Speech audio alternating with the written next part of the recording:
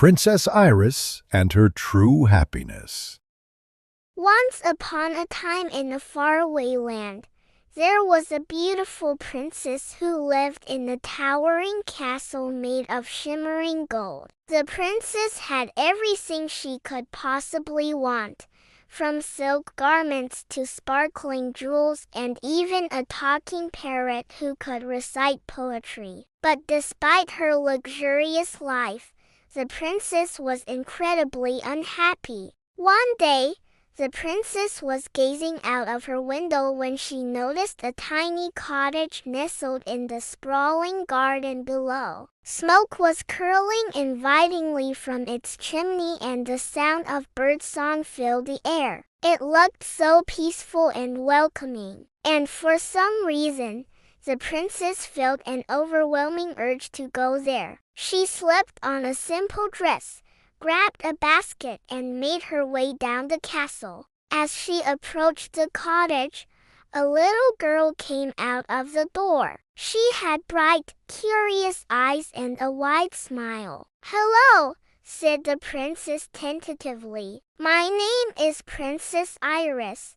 "Hi, Princess Iris," replied the girl. "I'm Lily. Would you like to come inside?" The princess hesitated for a moment, unsure if she should trust the strange girl, but something about her friendly smile put the princess at ease. So she stepped inside. The cottage was cozy and warm. A fire crackled merrily in the hearth, casting dancing shadows on the walls. On the table sat a steaming pot of soup and 2 plates with crusty bread. "I didn't know anyone lived here," said the princess, surprised. "Oh, I live here with my fairy godmother," replied Lily, "but she's out on an errand right now. Would you like some soup?"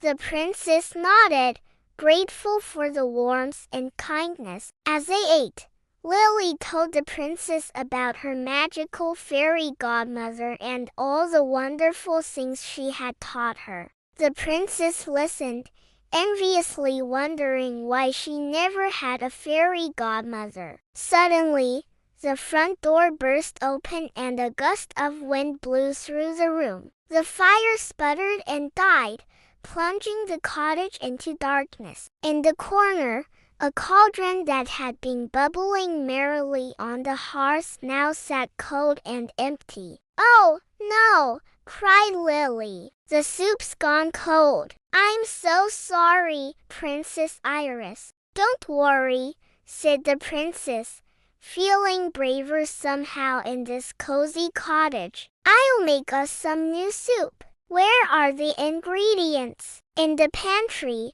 the princess found flour, water and wood to start a fire again. But when she went to look for some vegetables, she couldn't find anything except for a single onion. Determined, she grabbed the onion and chopped it into tiny pieces. As she worked, she heard a voice behind her say, "Why do you work so hard? Magic is the answer to all your problems, child."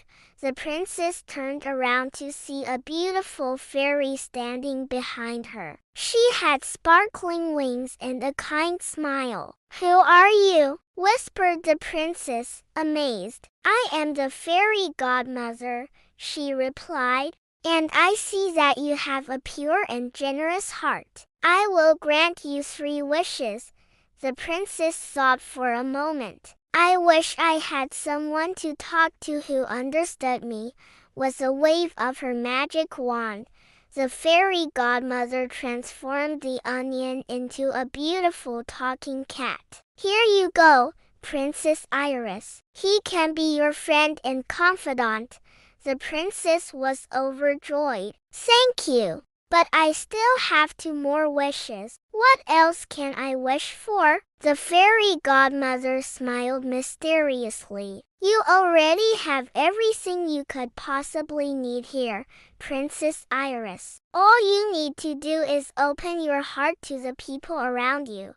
The princess frowned, confused by her wish. Suddenly, she felt a gentle nudge on her leg. She looked down and saw Lily staring at her with big, hopeful eyes. Do you want to play, Princess Iris? She asked. The princess smiled, realizing what her fairy godmother meant. She had everything she needed right here in this cottage. She didn't need silk garments or sparkling jewels. All she needed was a friend. Yes, she replied. I would love to play. And so the two girls spent the afternoon playing games and making up stories until it was time for the princess to return to the castle. As she walked away, she knew that she would never forget her new friend Lily or the valuable lesson she had learned about true happiness.